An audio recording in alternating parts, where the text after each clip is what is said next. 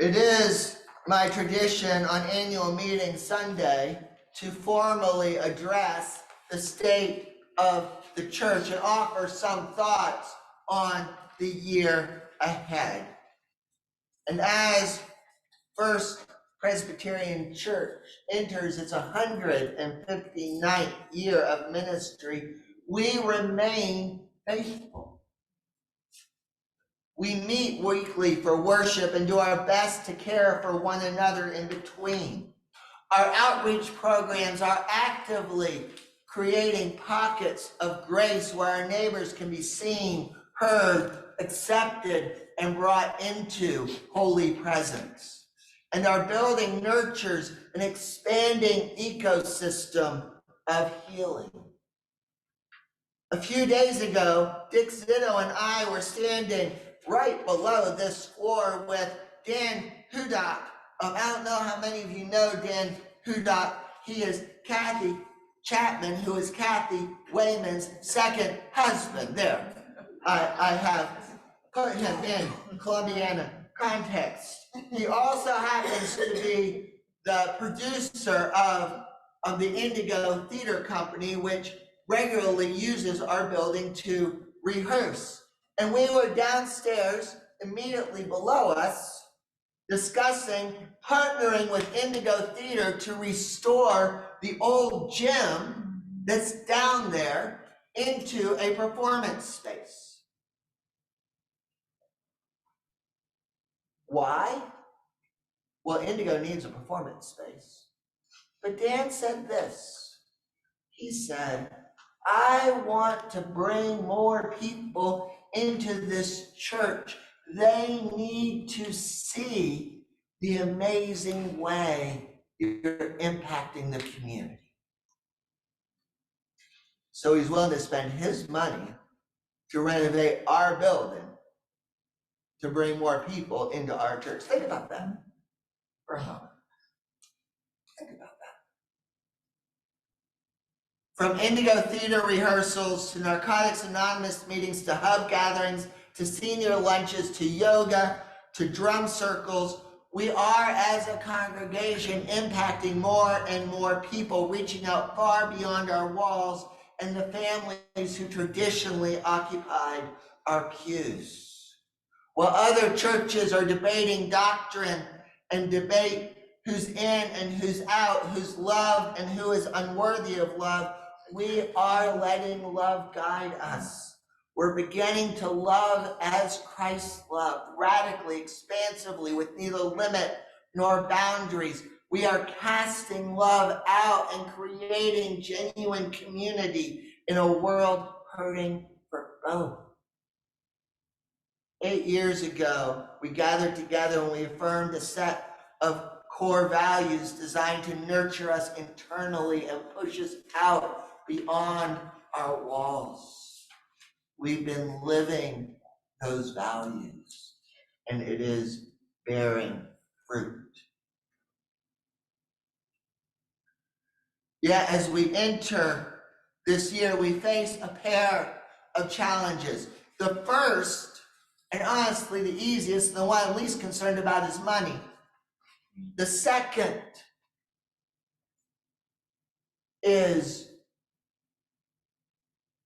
the challenge of losing those core values. On the financial side, there's really no new news. I'm not going to tell you anything radical that you don't already know, and Randy hasn't told us for some time. We live beyond our offering. We have, for a long time, lived beyond our offering. If you memorize the annual report like you were supposed to do, you would notice that our budget for 2024 is a solid $50,000 higher than our offering amount for 2023. This is not news. No one should be shocked. We will be able to pay our bills. But the reality is we've been supported by denominational support for Hub and our prudent savings. And as we're looking into the years ahead, both are decreasing. So the logical response at this juncture would be to impose a budget of austerity. That's not in your annual report. There is not a $100,000 budget in your annual report. There's not a plan to move to a part-time pastor, although some might say that would be logical. There's not a special task force on selling the building, although some might suggest that that might be logical. There's no personnel committee meetings about laying off Judy or laying off Mike and getting one of those little boxes to play recorded hymns or standing up here with my iPhone.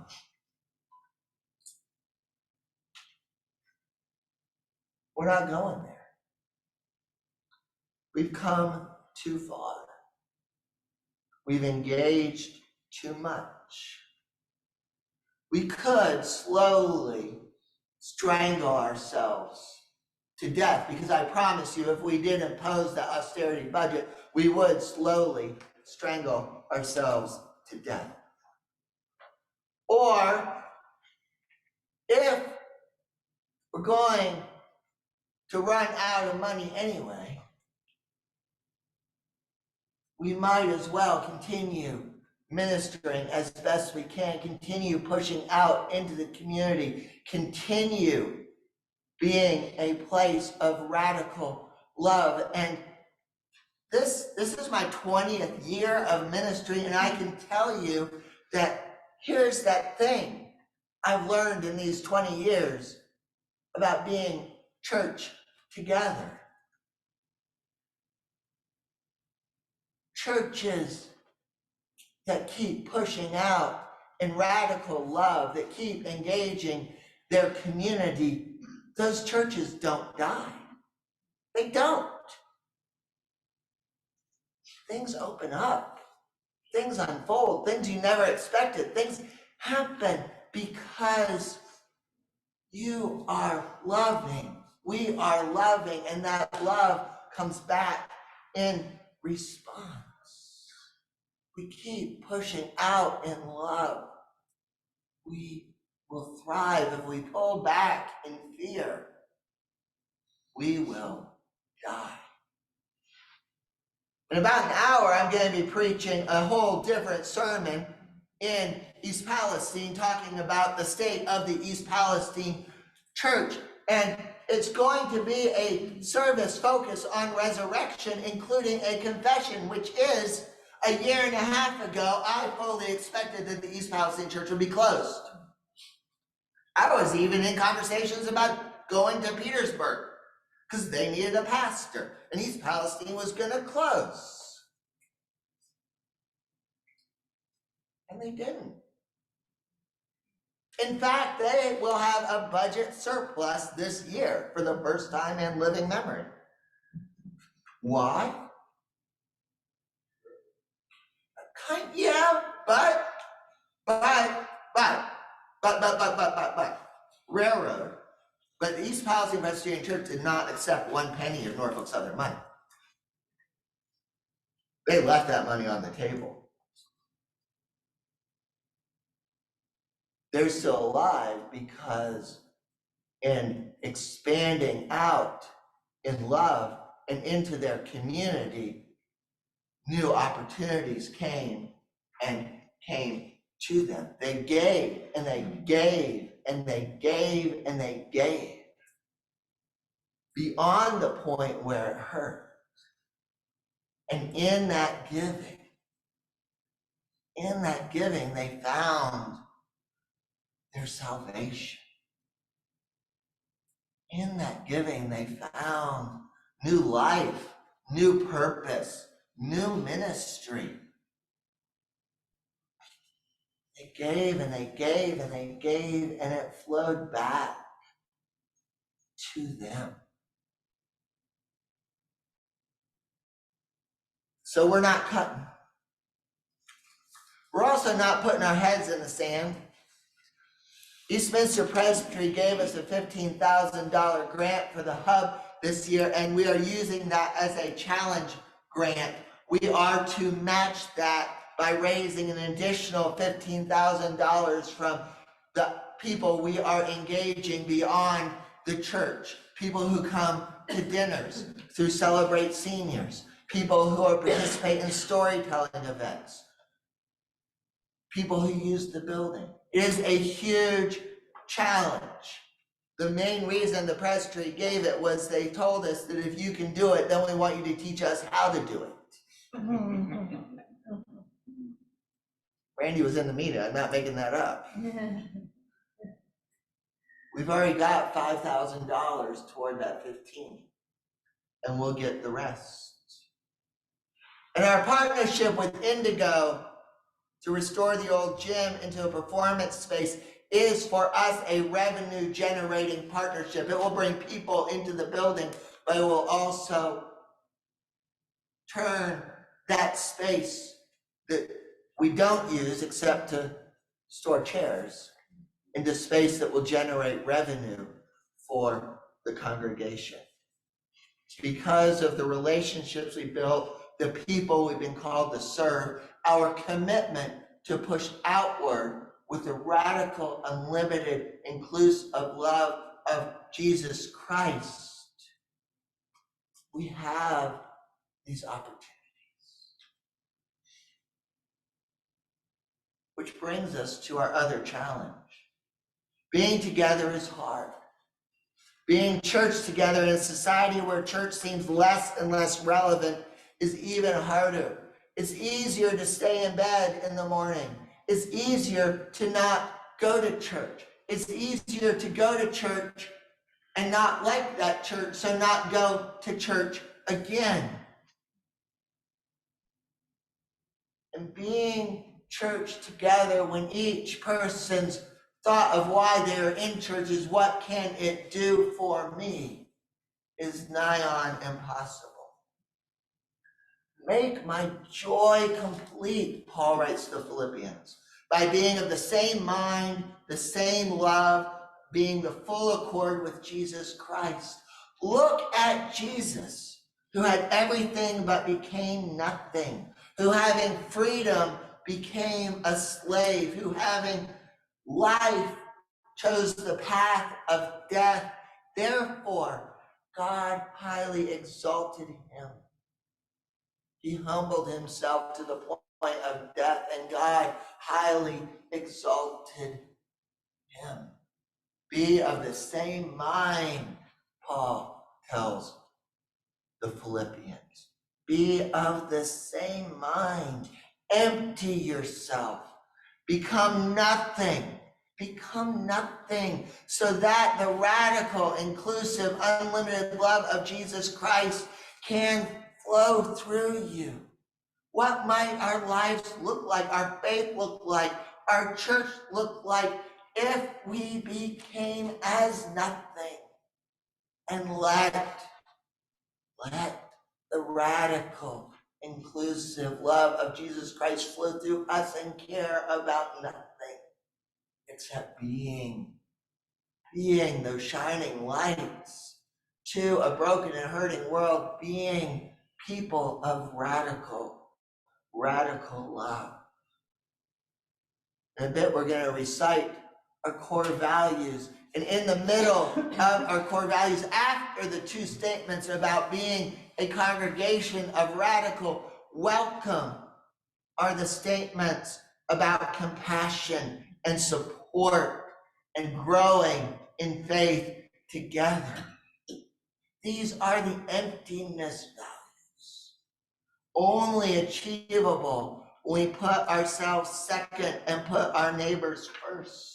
Only achievable when we trust the discernment of our elders and our pastor. Only achievable when we put ourselves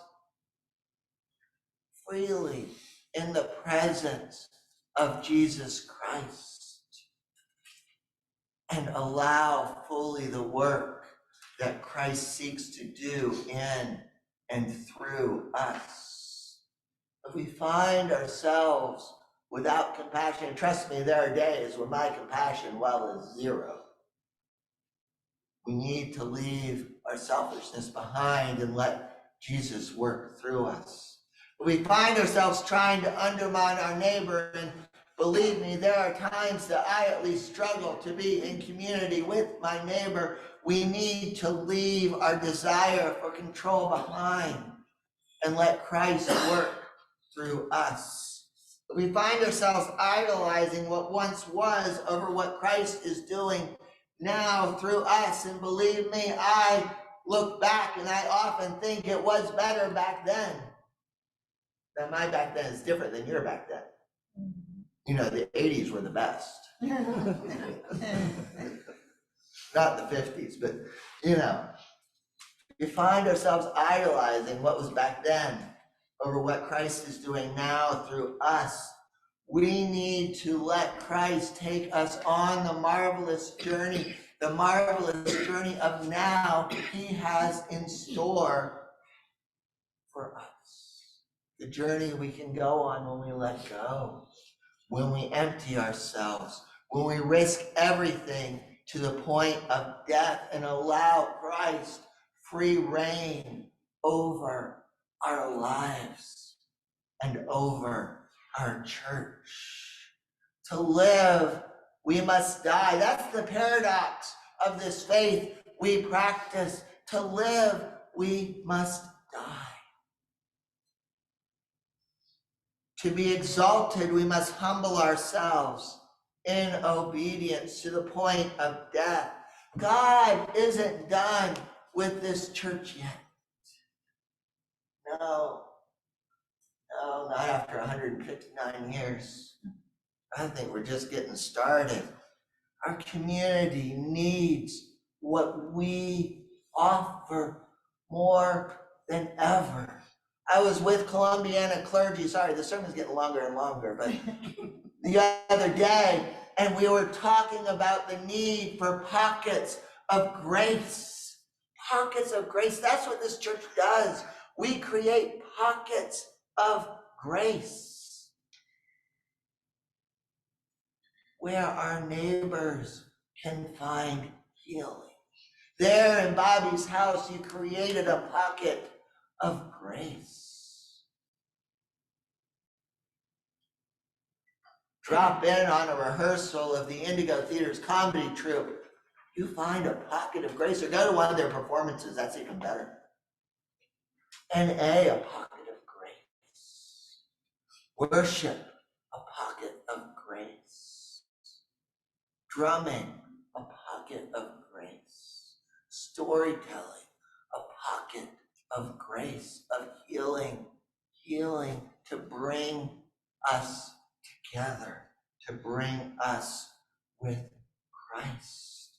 Our communities need these pockets of grace now more than ever, and Christ is working in us and through us to transform the community in which we live. But we all, individually and collectively, have the power to bring this to a screeching halt by preserving the church we want at the expense of what Christ is calling us to be. I end with final note. This is really an administrative note, and most of you know this already, but I wanted to make it official. Later in this year, immediately after the 4th of July picnic in the park, I will be taking a 3-month leave of absence, a sabbatical. This is, as I said, my 20th year of ministry, and it's time for a little break. I also want to really delve into reading and study of some of the work around story we've been doing in the hub. So the session has graciously granted me that leave. So I'll be gone from right after July 4th all the way through mid-October. Our good friend, the Reverend Meta Kramer, will be journeying with you through that time. There'll be some other pastors going through, and you will be in the capable hands of our elders, who will pretty much be in charge. To love as Christ loved. That's all our Savior requires of his church. To love as Christ loved. To create spaces of healing. To create spaces of hope. To roll out the red carpet to our neighbor, and not so they can come in, although that's good if they want to come in, but so we can go out to our neighbor with a message of hope, to greet our neighbor in the name of the Lord. That's all we have to do in the year ahead. That's it. It's that easy. It's also that hard.